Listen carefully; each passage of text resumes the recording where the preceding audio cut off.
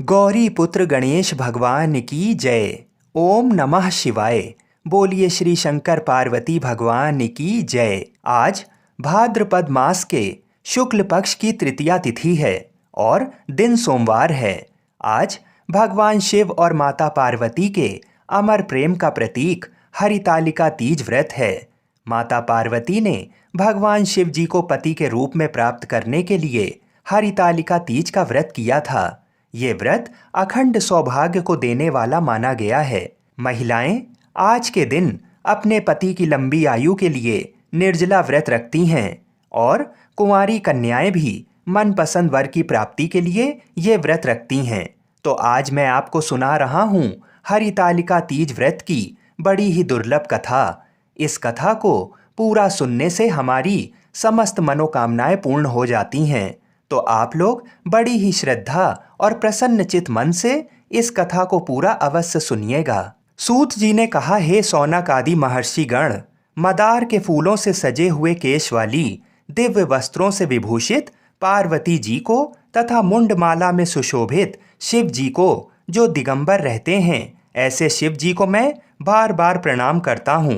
कैलाश पर्वत के रम्य शिखर पर विराजमान शिव जी से पार्वती जी ने पूछा, हे महेश्वर, आप आज मुझे कोई गुप्त से गुप्त रहस्य की बात बताने की कृपा करें। वह ऐसी बात हो जो सभी धर्मों का सार, अल्प परिश्रम से ही करने योग्य तथा अत्यंत फलदायिनी कथा का जिसमें समावेश हो। यदि आप मुझ पर प्रसन्न हैं तो उसे बताने की कृपा करें।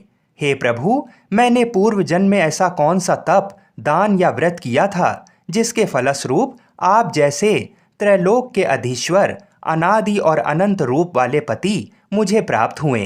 तब शिव जी ने कहा, हे देवी, अब मैं तुमसे सर्वोत्तम व्रत का कथन करता हूँ, क्योंकि तुम मेरी प्रियसी हो। अतः मैं तुमसे इस गुप्त व्रत को बतलाता हूँ। जिस प्रकार ताराओं में चंद्र, ग्रहों में सूर्य, चारों वर्णों ब्राह्मण, क्षत्रिय, वैश्य और शूद्र में ब्राह्मण, देवों में विष्णु, नदियों में गंगा, पुराणों में महाभारत, वेदों में सामवेद और इंद्रियों में मन श्रेष्ठ है, उसी प्रकार पुराणों एवं वेदों का सर्वस्व उसी प्राचीन व्रत का मैं तुमसे कथन करता हूँ। तुम उसे स्थिर चित्त से सुनो। पूर्व काल में जिस व्रत को तुमने किया था, उसी के प्रभाव से तुमने मेरी पत्नी का स्थान प्राप्त किया है। प्रियसी होने के कारण ही मैं तुमसे इस व्रत को प्रकट करता हूँ। भाद्रपद मास के शुक्ल पक्ष हस्त्र नक्षत्र से युक्त तृतीया तिथि के दिन इस व्रत का अनुष्ठान करने से त्रिविध ताप, दैहिक, दैविक, भौतिक एवं पाप से स्त्रियां मुक्त हो जाती हैं। हे देवी, पूर्व काल में इस महाव्रत को तुमने हिमालय पर्वत पर किया था। उन सभी पूर्व व्रतांतों का मैं तुमसे वर्णन करूंगा। तब पार्वती जी ने कहा, हे नाथ, मैंने इस उत्तम व्रत को किस प्रकार किया था, उन सभी वृतांत को मैं आपके मुख कमल से श्रवण करना चाहती हूँ। तब शिवजी बोले, पर्वतों में श्रेष्ठ हिमालय नामक एक पर्वत है, जो अनेक प्रकार की भूमि तथा विविध वृक्षों से परिव्याप्त है। उस पर्वत पर अनेक प्रकार के पक्षी, मृग, देवगण, गंधर्व, सिद्ध, चारण और गुहाक प्रमुदित मन से विचरण करते हैं एवं गंधर्व गण निरंतर गान किया करते हैं। उस पर्वत की चोटी स्फटिक, बिल्लौर नामक एक विशेष प्रकार की मणि है। स्वर्ण, मणि और मूंगों से सुशोभित है। ये पर्वत आकाश के समान ऊंचा है। उसकी चोटियां सदैव बर्फ से ढकी रहती हैं तथा गंगा का निरंतर निनाद होता रहता है। हे पार्वती, तुमने अपने बाल्यावस्था में जिस प्रकार की कठोर तपस्या की थी, मैं उसका वर्णन करता हूँ। हे देवी, तुमने 12 वर्षों तक नीचे को मुख और ऊपर को पैर करके तपस्या की थी। तुमने माघ के महीने में कंठ तक जल में निवास कर, वैशाख मास के प्रखर घाम में पंचाग्नि सेवन कर, श्रावण मास में घर से बाहर वर्षा में भीग कर मेरी तपस्या निराहार रहकर की थी। तुम्हारे इस उग्र तप को देखकर तुम्हारे पिता हिमवान बहुत ही दुखित एवं चिंतित हुए। वे तुम्हारे विवाह के विषय में चिंतातुर हो गए कि ऐसी तपस्विनी कन्या के लिए वर कहाँ से उपलब्ध हो सकेगा। ऐसे ही समय में ब्रह्मपुत्र नारद जी आकाश मार्ग से तुम्हारे पिता के पास आए। तुम्हारे पिता ने उन मुनि श्रेष्ठ की अर्घपाद आसन आदि देकर पूजा की। हिमवान ने कहा, हे मुनि प्रवर, आप अपने आने का कारण बताइए, क्योंकि परम सौभाग्य से ही आप जैसे महानुभावों का आगमन होता है। उत्तर में नारद मुनि ने कहा, हे पर्वतराज, आप मेरे आने का कारण जानना चाहते हैं तो सुनिए। मुझे भगवान विष्णु ने आपके पास संदेशवाहक के रूप में भेजा है और कहा है कि अपनी इस कन्या रत्न को किसी योग्य पुरुष के ही हाथ में अर्पित करें। संपूर्ण देवों में वासुदेव से बढ़कर अन्य कोई देव नहीं है। इसलिए मेरी भी यही राय है कि आप अपनी कन्या भगवान विष्णु को सौंपकर जगत में यशस्वी बने।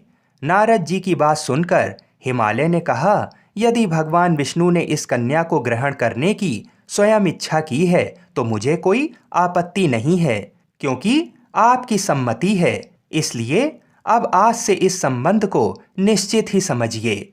हिमवान द्वारा इस प्रकार का निश्चयात्मक उत्तर पाकर नारद जी उस स्थान से अंतर्ध्यान होकर शंख चक्र गदा एवं पद्मधारी विष्णु जी के पास उपस्थित हुए। उन्होंने हाथ जोड़कर प्रणाम करते हुए विष्णु भगवान से कहा, हे देव, मैंने आपका विवाह संबंध पर्वतराज हिमवान की पुत्री से निश्चित कर दिया है। उधर हिमवान ने प्रसन्न होकर तुमसे कहा कि हे पुत्री, मैंने तुम्हारा विवाह भगवान विष्णु के साथ पक्का कर दिया है। पिता द्वारा विपरीत अर्थक वाक्य सुनकर तुम अपनी सखी के घर चली गई और वहीं भूमि पर लेटकर अत्यंत विलाप करने लगी। तुम्हें रुदन करता हुआ देखकर तुम्हारी सहेलियों ने तुमसे पूछा कि हे देवी, तुम अपने दुख का कारण मुझे बताओ, हम सभी निसंदेह आपका कार्य पूरा करेंगी। सखियों द्वारा आश्वासन पाकर तुमने उत्तर दिया कि हे सखी, आप सभी सुनिए, मेरी इच्छा महादेव जी के साथ विवाह करने की है, परंतु मेरे पिता ने मेरी इच्छा के विरुद्ध कार्य किया है, अर्थात उन्होंने विष्णु भगवान जी के साथ मेरा विवाह करने का नारद जी को वचन दे दिया है। इसलिए सखियों, अब मैं अपने इस शरीर का निश्चित रूप से परित्याग करूंगी। तब तुम्हारी बात सुनकर तुम्हारी सखियों ने कहा, तुम घबराओ नहीं, हम और तुम दोनों ही किसी ऐसे घनघोर वन में निकल चलें जहां पर तुम्हारे पिता ना पहुंच सकें।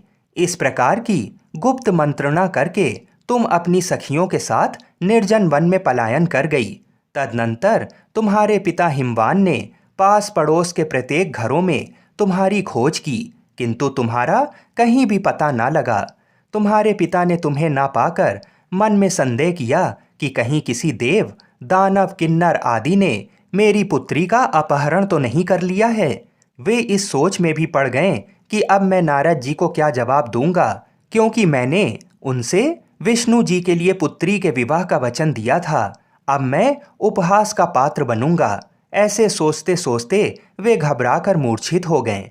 उनके संज्ञा शून होते ही सभी लोग उनके समीप एकत्रित होकर उनसे पूछने लगे कि हे पर्वतराज, आप अपनी मूर्छित अवस्था का कारण मुझे बताइए। कुछ स्वस्थ होने के बाद हिमालय ने उन लोगों से कहा कि मेरी कन्या का किसी ने अपहरण कर लिया है, अथवा हो सकता है किसी विषधर सर्प ने डस लिया हो, अथवा सिंह, व्याघ्र आदि किसी हिंसक पशु ने भक्षण कर लिया हो। यही मेरे दुख का कारण है। ना जाने मेरी पुत्री कहाँ चली गई, अब मैं क्या करूं?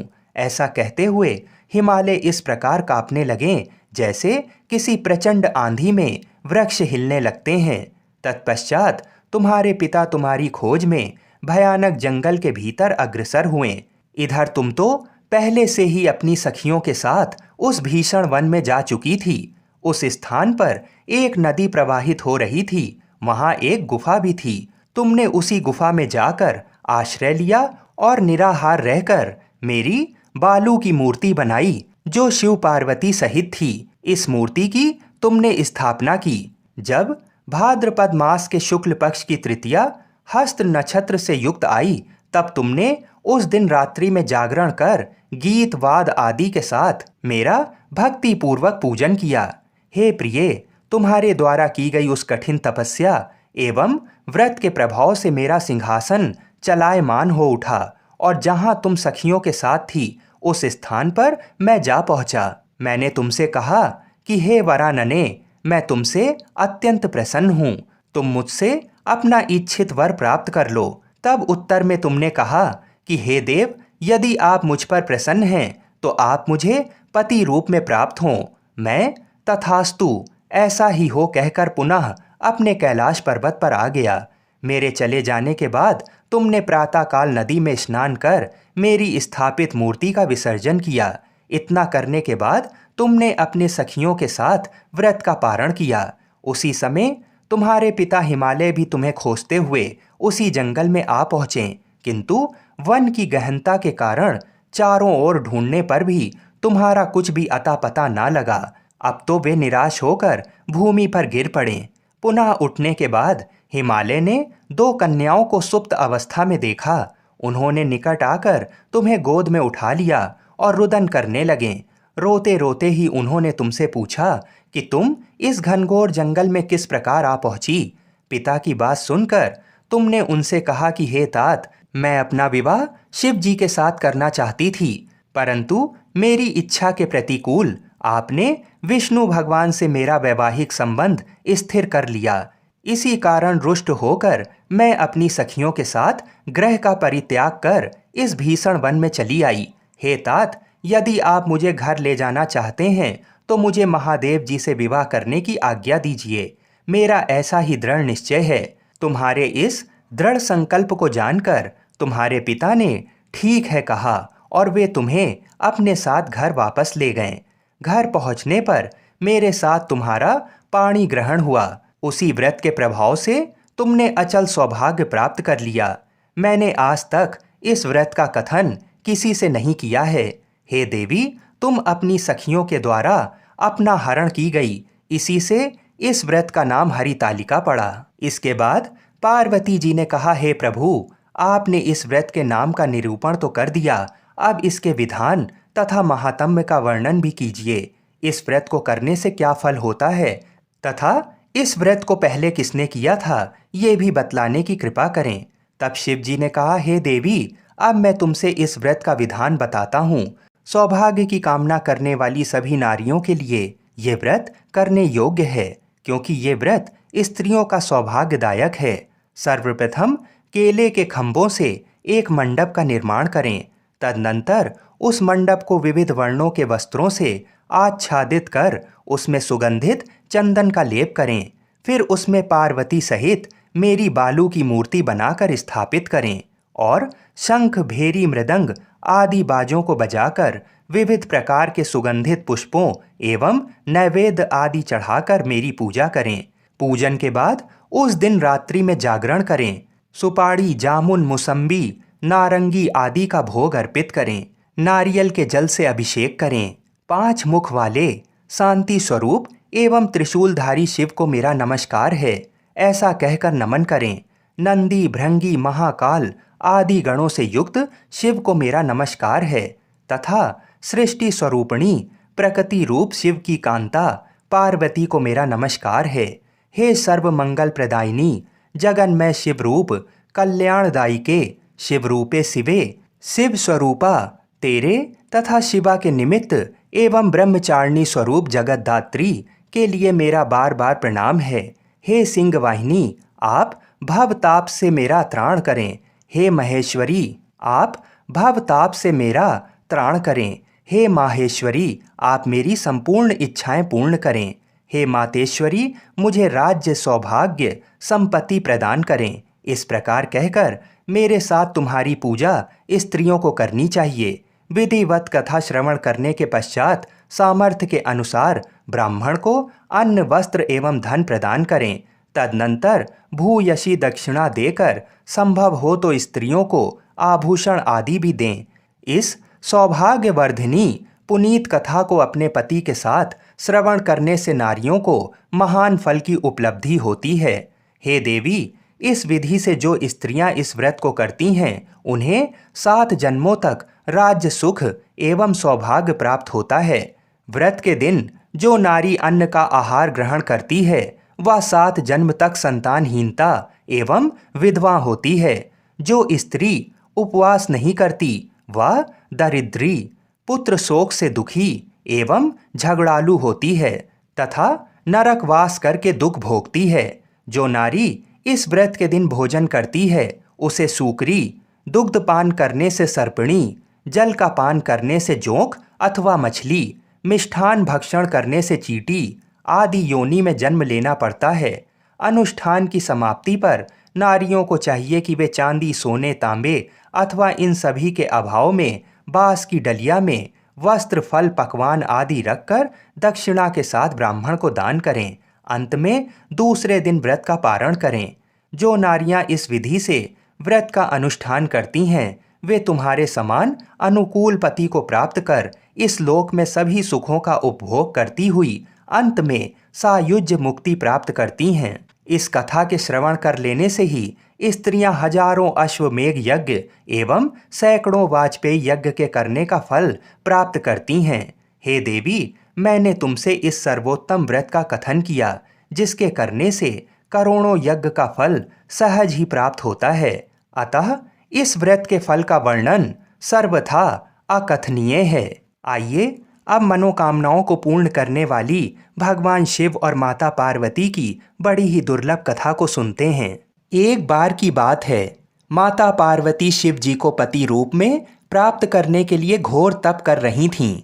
उनके तप को देखकर देवताओं ने शिव जी से देवी की मनोकामना को पूर्ण करने की प्रार्थना की। शिव जी ने पार्वती जी की परीक्षा लेने सप्त ऋषियों को भेजा। सप्त ऋषियों ने शिव जी के सैकड़ों अवगुण गिनाए, पर पार्वती जी को महादेव के अलावा किसी और से विवाह मंजूर नहीं था। सज्जनों, विवाह से पहले सभी वर अपनी भावी पत्नी को लेकर आश्वस्त होना चाहते हैं। इसलिए शिव जी ने स्वयं भी पार्वती जी की परीक्षा लेने की ठानी। भगवान शंकर प्रकट हुए और पार्वती जी को वरदान देकर अंतर्ध्यान हुए।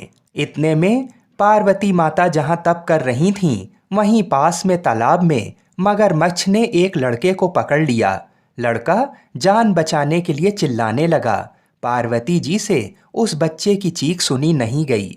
द्रवित हृदय होकर वह तालाब पर पहुंची। देखती हैं कि मगरमच्छ लड़के को तालाब के अंदर खींच कर ले जा रहा है। लड़के ने देवी को देखकर कहा, मेरी ना तो माँ है, ना बाप, ना कोई मित्र। माता, आप मेरी रक्षा करें। पार्वती जी ने कहा, हे मगरमच्छ, इस लड़के को छोड़ दो। मगरमच्छ बोला, दिन के छठे पहर में जो मुझे मिलता है उसे अपना आहार समझकर स्वीकार करना मेरा नियम है। ब्रह्मदेव ने दिन के छठे पहर इस लड़के को भेजा है, मैं इसे क्यों छोड़ूं? पार्वती जी ने विनती की, तुम इसे छोड़ दो, बदले में तुम्हें जो चाहिए वह मुझसे कहो। मगरमच्छ बोला, एक ही शर्त पर मैं इसे छोड़ सकता हूँ। आपने तप करके महादेव जी से जो वरदान लिया है, यदि उस तप का फल मुझे दे दो तो मैं इसे छोड़ दूंगा। पार्वती जी तुरंत तैयार हो गईं। उन्होंने कहा, मैं अपने तप का फल तुम्हें देने को तैयार हूँ, लेकिन तुम इस बालक को छोड़ दो।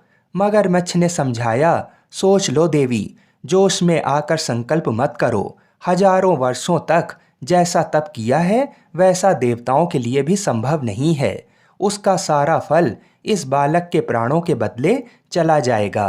पार्वती जी ने कहा, मेरा निश्चय पक्का है, मैं तुम्हें अपने तप का फल देती हूँ, तुम इसको जीवन दे दो। मगरमच्छ ने पार्वती जी से तप दान करने का संकल्प करवाया। तप का दान होते ही मगरमच्छ का देह तेज से चमकने लगा। मगर बोला, हे पार्वती, देखो तप के प्रभाव से मैं तेजस्वी बन गया हूँ। तुमने जीवन भर की पूंजी एक बच्चे के लिए व्यर्थ कर दी। चाहो तो अपनी भूल सुधारने का एक मौका और दे सकता हूँ। पार्वती जी ने कहा, हे ग्रह, तब तो मैं पुनः कर सकती हूँ, किंतु यदि तुम इस लड़के को निगल जाते तो इसका जीवन वापस नहीं मिल सकता था। देखते ही देखते वह लड़का अदृश्य हो गया। मगरमच्छ भी लुप्त हो गया।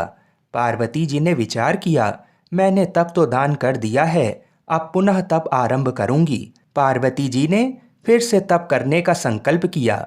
भगवान सदाशिव फिर से प्रकट होकर बोले, पार्वती, भला अब क्यों तप कर रही हो? पार्वती जी ने कहा, प्रभु, मैंने अपने तप का फल दान कर दिया है। आपको पति रूप में पाने के संकल्प के लिए मैं फिर से वैसा ही घोर तप कर आपको प्रसन्न करूंगी। महादेव जी बोले, मगरमच्छ और लड़के दोनों रूपों में मैं ही था।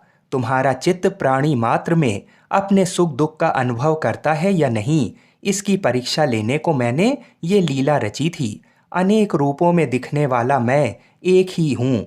मैं अनेक शरीरों में शरीरों से अलग निर्विकार हूँ। तुमने अपना तप मुझे ही दिया है, इसलिए अब और तप करने की कोई जरूरत नहीं है। देवी ने महादेव को प्रणाम कर प्रसन्न मन से विदा किया। बोलिए शंकर पार्वती भगवान की जय। आइए अब मनोकामनाओं को पूरी करने वाली दूसरी कथा को भी सुनते हैं। नारद जी ने एक बार भोलेनाथ जी की स्तुति करके पूछा, प्रभु, आपको प्रसन्न करने के लिए सबसे उत्तम और सुलभ साधन क्या है? हे त्रिलोकीनाथ, आप तो निर्विकार और निष्काम हैं। आप सहज ही प्रसन्न हो जाते हैं। फिर भी मेरे जानने की इच्छा है कि आपको क्या प्रिय है। तब शिव जी बोले, नारद जी, वैसे तो मुझे भक्त के भाव सबसे प्रिय हैं, फिर भी आपने पूछा है तो मैं बताता हूँ। मुझे जल के साथ साथ बिल्व पत्र बहुत प्रिय है। जो अखंड बिल्व पत्र मुझे श्रद्धा से अर्पित करते हैं, मैं उन्हें अपने लोक में स्थान देता हूँ। नारद जी भगवान शंकर और माता पार्वती की वंदना कर अपने लोक को चले गए। उनके जाने के पश्चात पार्वती जी ने शिव जी से पूछा, हे प्रभु, मेरी ये जानने की बड़ी तीव्र इच्छा हो रही है कि आपको बेलपत्र इतना प्रिय क्यों है। कृपा करके मेरी जिज्ञासा को शांत करिए। तब शिव जी बोले, हे शिवे, बिल्व के पत्ते मेरी जटा के समान हैं। उसका त्रिपत्र यानी 3 पत्ते ऋग्वेद, यजुर्वेद और सामवेद हैं।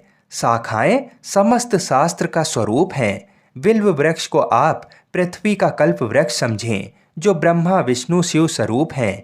हे पार्वती, स्वयं महालक्ष्मी ने शैल पर्वत पर बिल्व वृक्ष रूप में जन्म लिया था। इस कारण भी बेल का वृक्ष मेरे लिए अति प्रिय है।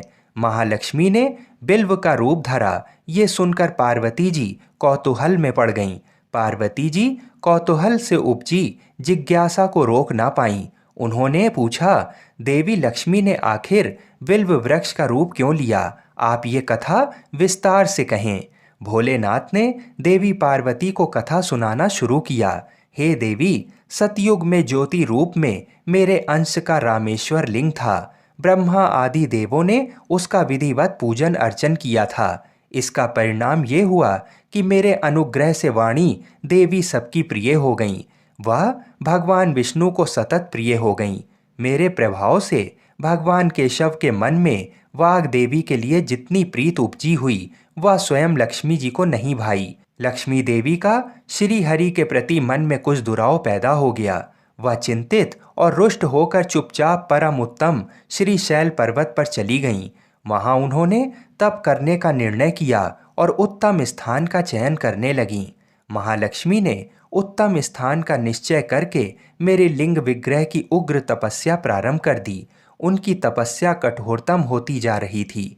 हे परमेश्वरी, कुछ समय बाद महालक्ष्मी जी ने मेरे लिंग विग्रह से थोड़ा ऊर्ध्व में एक वृक्ष का रूप धारण कर लिया। अपने पत्तों और पुष्प द्वारा निरंतर मेरा पूजन करने लगीं। इस तरह महालक्ष्मी ने 1 करोड़ वर्ष तक घोर आराधना की। अंततः उन्हें मेरा अनुग्रह प्राप्त हुआ। मैं वहां प्रकट हुआ और देवी से इस घोर तप की आकांक्षा पूछकर वरदान देने को तैयार हुआ। महालक्ष्मी ने मांगा कि श्री हरि के हृदय में मेरे प्रभाव से वाग देवी के लिए जो स्नेह हुआ है वह समाप्त हो जाए। शिवजी बोले, मैंने महालक्ष्मी को समझाया कि श्री हरि के हृदय में आपके अतिरिक्त किसी और के लिए कोई प्रेम नहीं है। वाग देवी के प्रति उनका प्रेम नहीं अपितु श्रद्धा है। ये सुनकर लक्ष्मी जी प्रसन्न हो गईं और पुनः श्री विष्णु के हृदय में स्थित होकर निरंतर उनके साथ विहार करने लगीं। हे पार्वती, महालक्ष्मी के हृदय का एक बड़ा विकार इस प्रकार दूर हुआ था। इस कारण हरि प्रिया उसी वृक्ष रूप में सर्वदा अतिशय भक्ति से भरकर यत्नपूर्वक मेरी पूजा करने लगीं। हे पार्वती, इसी कारण बिल्व का वृक्ष, उसके पत्ते, फल फूल आदि मुझे बहुत प्रिय हैं। मैं निर्जन स्थान में बिल्व वृक्ष का आश्रय लेकर रहता हूँ। बिल्व वृक्ष को सदा सर्वतीर्थमय एवं सर्वदेवमय मानना चाहिए। इसमें तनिक भी संदेह नहीं है। बिल्व पत्र, बिल्व फूल, बिल्व वृक्ष अथवा बिल्व काष्ठ के चंदन से जो मेरा पूजन करता है वह भक्त मेरा प्रिय है। बिल्व वृक्ष को शिव के समान ही समझो, वह मेरा शरीर है। जो बिल्व पर चंदन से मेरा नाम अंकित करके मुझे अर्पण करता है, मैं उसे सभी पापों से मुक्त करके अपने लोक में स्थान देता हूँ। हे देवी, उस व्यक्ति को स्वयं लक्ष्मी जी भी नमस्कार करती हैं जो बिल्व से मेरा पूजन करते हैं। जो बिल्व मूल में प्राण छोड़ता है उसको रुद्र देह प्राप्त होता है और ऐसे मनुष्य पर सदैव ही माँ लक्ष्मी की कृपा रहती है और साथ साथ भगवान नारायण की भी कृपा उसको सदैव प्राप्त होती है। आइए अब जल्दी से हरितालिका तीज व्रत की पूजन विधि को जान लेते हैं। उसके बाद हरितालिका तीज व्रत की आरती को सुनेंगे। सौभाग्यवती स्त्रियों को चाहिए कि वह प्रातःकाल स्नान आदि नित्य क्रिया से शुद्ध होकर आसन पर पूर्व मुख करके बैठें। बाएं हाथ में जल लेकर दाहिने हाथ से अपने शरीर पर जल छिड़कें। पुनः दाहिने हाथ में जल लेकर हरितालिका व्रत का मानसिक संकल्प करते हुए उमा महेश्वर के पूजन का संकल्प करें और फिर जल भूमि पर छोड़ दें। तदनंतर गणेश जी का विधि पूर्वक पूजन कर हाथ में बिल्व पत्र लें। पीत वस्त्र धारण की हुई सुवर्ण के सदृश कांति वाली कमल के आसन पर बैठी हुई भक्तों को अभीष्ट वर देने वाली माता पार्वती का मैं नित्य चिंतन करती हूँ। इसी प्रकार मदार की माला केश में धारण की हुई दिव्य वस्त्र से विभूषित ऐसी पार्वती तथा मुंड माला धारण किए हुए दिगंबर ऐसे शिव जी का चिंतन करती हूँ। उमा महेश्वर की मूर्ति पर बिल्व पत्र चढ़ाएं। तत्पश्चात हाथ में अक्षत लेकर उमा महेश्वर का आवाहन पूर्वक आसन प्रदान कर पाद, अर्घ, आचमन, पंचामृत स्नान, शुद्ध दोदक स्नान कराकर वस्त्र यज्ञोपवीत पार्वती जी को कंचुकी धारण करावें। पुनः गंध, अक्षत, सौभाग्य द्रव्य, सुगंधित पुष्प चढ़ाकर हाथ में पुष्प अक्षत लेकर पार्वती जी के प्रत्येक अंग पर चढ़ाएं। उसके बाद धूप, दीप, नैवेद्य, फल, पान, सुपारी, दक्षिणा चढ़ाकर कपूर की आरती तथा हाथ में फूल लेकर पुष्पांजलि उमा महेश्वर के चरणों में समर्पित करें। पश्चात उमा महेश्वर की मूर्ति की हाथ से प्रदक्षिणा कर नमस्कार पूर्वक, हे देवी, आप मुझे पुत्र, धन, सौभाग्य तथा मेरे सभी मनोरथों को पूर्ण करें, इस प्रकार कहकर उमा महेश्वर से प्रार्थना करें। तदनंतर हाथ में जल लेकर संकल्प पूर्वक सुहाग की पिटारी ब्राह्मण को दें। उसके बाद हरितालिका व्रत की कथा ब्राह्मण द्वारा अथवा अन्य किसी के द्वारा श्रवण करें या स्वयं पढ़ें। आइए अब हरितालिका तीज व्रत की आरती को सुनते हैं। ओम जय शिव ओमकारा, ओम जय शिव ओमकारा, ब्रह्मा विष्णु सदाशिव अर्धांगी धारा। ओम जय शिव ओमकारा, एकानन चतुरानन पंचानन राजे, भोला पंचानन राजे, हंसानन गरुणासन वृषवाहन साजे। ओम जय शिव ओमकारा, दो भुज चार चतुर्भुज, दस भुज अति सोहे, भोला दस भुज अति सोहे, त्रिगुण रूप निरखता त्रिभुवन जन मोहे। ओम जय शिव ओमकारा, अक्षमाला बनमाला मुंडमाला धारी, भोला मुंडमाला धारी, चंदन मृग मग सोहे भाले शशिधारी। ओम जय शिव ओमकारा, श्वेतांबर पीतांबर वाघांबर अंगे, भोला बाघांबर अंगे, सनकादिक गरुणादिक भूतादिक संगे। ओम जय शिव ओमकारा, कर के मध्य कमंडल चक्र त्रिशूल धरता, भोला चक्र त्रिशूल धरता। जग करता जग भरता, जग संहार करता, ओम जय शिव ओमकारा। ब्रह्मा विष्णु सदा शिव जानत अविवेका, भोला जानत अविवेका। प्रणवाक्षर मध्य ये तीनों एका, ओम जय शिव ओमकारा। काशी में विश्वनाथ विराजत, नंदी ब्रह्मचारी, भोला नंदी ब्रह्मचारी। नित उठ भोग लगावत, महिमा अति भारी, ओम जय शिव ओमकारा। त्रिगुण शिव जी की आरती जो कोई नर गावे, भोला जो कोई नर गावे। कहत शिवानंद स्वामी, मनवांछित फल पावे, ओम जय शिव ओमकारा। बोलिए श्री शंकर पार्वती भगवान की जय। ओम नमः पार्वती पतये, हर हर महादेव। आप सभी को हरितालिका तीज व्रत की हार्दिक शुभकामनाएं। जय जय श्री राधे।